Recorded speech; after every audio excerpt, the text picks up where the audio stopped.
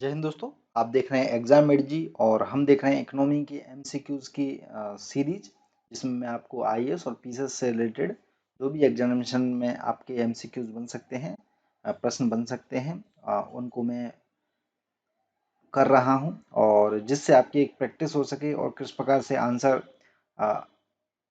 यानी कि प्रश्न बनते हैं यूपीएससी के अंदर, उसका भी थोड़ा सा आपको आइडिया लग सके। और ये सारी जो सीरीज है वो हिंदी में रहेगी। ये चौथा वीडियो है। जिन्होंने पहले वीडियो नहीं देखे हैं, स्क्रीन पर लास्ट में आ जाएंगे, देख लीजिएगा, है ना।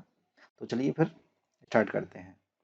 देखिए, स्टार्ट करने से पहले मैं आपको बता दूं, जो लोग हमारा आईएएस का कोर्स ज्वाइन करना चाहते हैं, जो कि current affairs plus general studies यानी कि प्री मेंस दोनों के लिए आपको कवर करा दिया जाएगा, केवल मात्र 2000 रुपये में। ठीक है, इस व्हाट्सएप नंबर पर आप कर दीजिएगा यदि आपको ज्वाइन करना हो तो। नेक्स्ट सवाल पर हम बात करते हैं। 40 तक हमने देख लिए थे। हर वीडियो के अंदर हम 10 प्रश्नों को देख रहे हैं, जिससे थोड़ा सा आसानी हो। और मेरा उद्देश्य केवल आपको ये सवाल बताना नहीं है, इसमें जुड़ी हुई जो चीज़ें हैं उनको पढ़ने के लिए आपको प्रेरित करना है, क्योंकि वो पढ़ना जरूरी है। वो बिना पढ़े हुए कहीं ना कहीं एग्जामिनेशन आपसे छूट जाएगा। ठीक है, तो सही गाइडेंस में किस प्रकार से तैयारी हो सकती है, उसको ध्यान में रखकर ये चीज़ें मैं आपसे आपसे बात करता हूँ, बताता हूँ। देखिए, भारत में योजना के बारे में निम्नलिखित पर विचार कीजिए। जो पहले योजना जो लाई गई थी उसके बारे में। स्टेटमेंट पहला है, भारतीय पूंजीपतियों के संघ फिक्की, जिसे बोला जाता है आई FICCI फिक्की। तो आज आपको क्या करना है, बेसिक में फिक्की के बारे में जानकारी आपको ले लेनी है। फिक्की ने न केवल समर्थन किया, बल्कि 1930 के दशक में राष्ट्रीय नियोजन की सिफारिश भी की थी।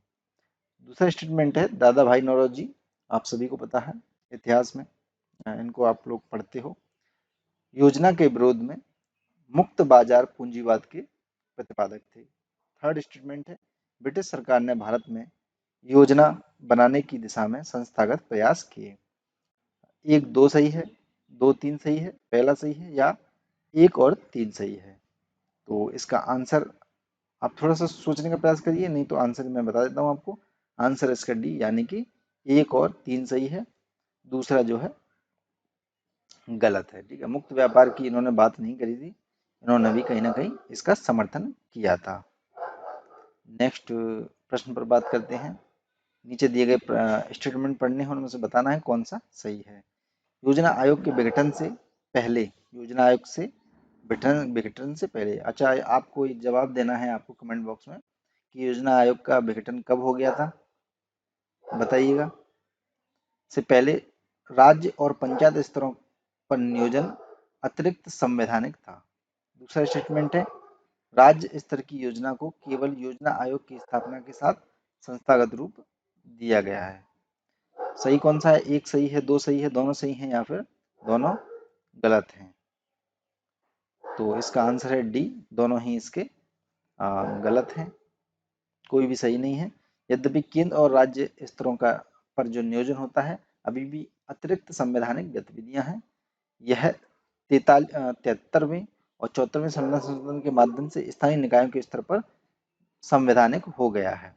ठीक है, यह 1950 के दशक के अंत, ये ज़्यादा इम्पोर्टेंट नहीं है, चाहो तो आप पढ़ सकते हो इसे।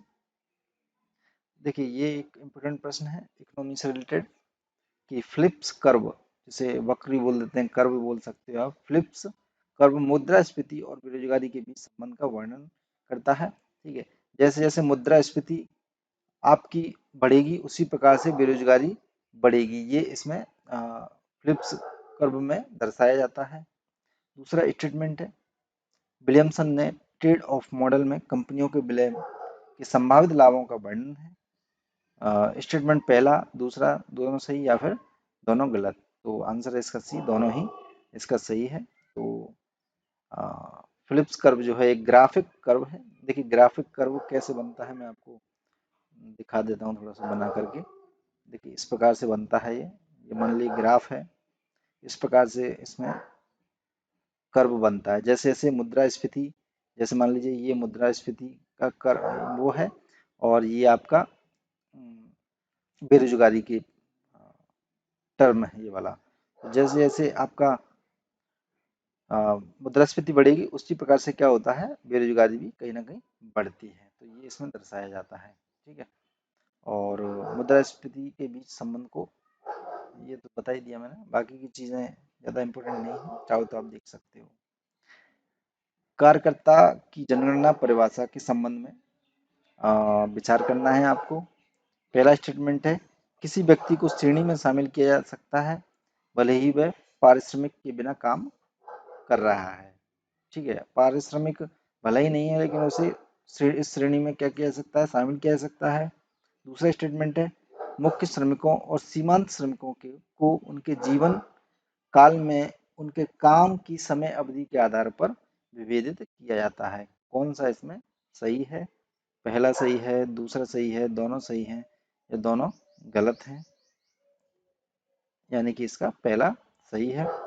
1872 में जनगणना द्वारा कार्यकर्ता की पहली परिभाषा दी गई थी। ठीक है,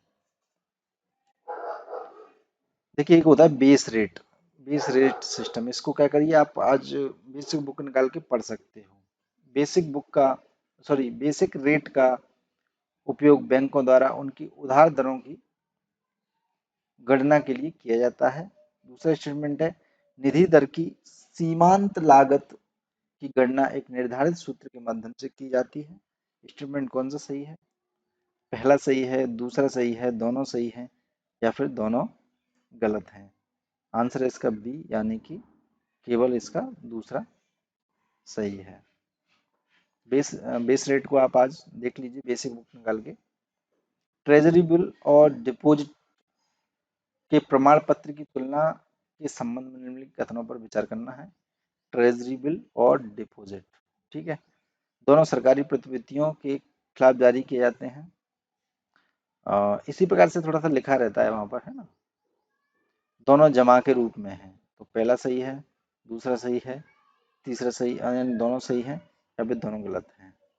आंसर इसका डी, कोई भी इसमें से सही नहीं है। ठीक है, ट्रेजरी बिल सरकारी प्रतिभूति ऋण साधन है जिनका उपयोग सरकार द्वारा कम अवधि के लिए धन जुटाने के लिए किया जाता है। ट्रेजरी, ठीक है, सरकार द्वारा धन जुटाने के लिए किया जाता है अ, कम अवधि के लिए, ठीक है, यानी ये 1 वर्ष से भी कम। इसलिए उन्हें मुद्रा बाजार के साधन के रूप में वर्गीकृत किया गया है। टी बिल्स ब्याज नहीं देता है, ठीक है, ट्रेजरी बिल, और बल्कि रियायत दर पर बेचे जाते हैं। ठीक है, परिपक्वता पर अंकित मूल्य पर भुनाए जा सकते हैं। डिपॉजिट का प्रमाण पत्र एक मनी मार्केट इंस्ट्रूमेंट है जिसे डीमेट के रूप में जारी किया जाता है। डीमेट अकाउंट आप सभी को थोड़ी सी जानकारी होनी चाहिए इसके बारे में। डीमेट अकाउंट आपका होता है जो आप शेयर पूंजी बाजार में निवेश इन्वेस्टमेंट करना चाहते हैं तो आपको डीमेट अकाउंट खोलना पड़ता है। बैंकों द्वारा जमा किए गए धन के विरुद्ध बैंकों द्वारा वचन पत्र के रूप में उन्हें या तो रियायती दर पर या अस्थायी दर के साथ पेश किया जाता है। ठीक है, नेक्स्ट है आपका, किसी राष्ट्र की अर्थव्यवस्था के बाहरी क्षेत्र का हिस्सा माना जाता है। ठीक है, बाहरी क्षेत्र का हिस्सा कौन सा है राष्ट्र की अर्थव्यवस्था में? चालू खाता, पूंजी खाता, आयात और विदेशी कर्ज। आपको एक तरफा देखने पर आयात और कर्ज तो आपको लगेगा, लेकिन ये दोनों चीजें नहीं लगेंगी, लेकिन ये भी इसमें शामिल है। ठीक है, इसका आंसर सभी है। ठीक है, भारत के विदेशी मुद्रा भंडार के निम्नलिखित घटनाओं को आरोही, आरोही मतलब क्या होता है? बढ़ते हुए क्रम। ठीक है, बढ़ते हुए क्रम यानी कम सबसे पहले आएगा, उसके बाद थोड़ा सा ज्यादा, उसके बाद थोड़ा सा ज्यादा, इस प्रकार से अनुसार रखना है।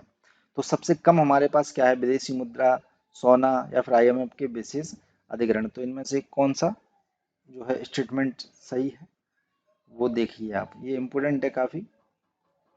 इसका ए आंसर है, यानी कि सबसे जो कम है वो आईएमएफ के विशेष एसडीआर जिसे बोला जाता है ना, एसडीआर विशेष आहरण अधिकार, एसडीआर 3 नंबर पर।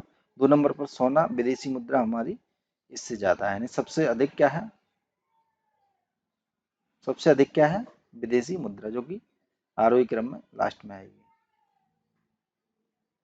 नेक्स्ट प्रश्न है, यदि केंद्रीय बैंक विदेशी मुद्रा बाजार में अस्थिरता को कम करने के लिए हस्तक्षेप करता है तो विदेशी मुद्रा भंडार की संभावना क्या है? बढ़ जाएगा, कम हो जाएगा, स्थिर रहेगा या फिर इसका कोई सीधा संबंध नहीं है। तो इसका आंसर है ए, यानी बढ़ जाएगा। ठीक है। केंद्रीय बैंक विदेशी मुद्रा बाजार में अस्थिरता को कम करने के लिए हस्तक्षेप करेगा तो क्या होगा, विदेशी मुद्रा का मान जो है बढ़ जाएगा, है ना। नेक्स्ट प्रश्न है, लास्ट प्रश्न है ये। 1956 की औद्योगिक नीति ने लाइसेंस परमिट राज्य शुरू की थी। 1969 की औद्योगिक नीति में एकाधिकार और प्रतिबंधात्मक व्यापार व्यवहार अधिनियम शामिल था। कौन सा सही है, एक सही है, दो सही है, दोनों सही है, या फिर इनमें से कोई सही नहीं है। आंसर है इसका सी।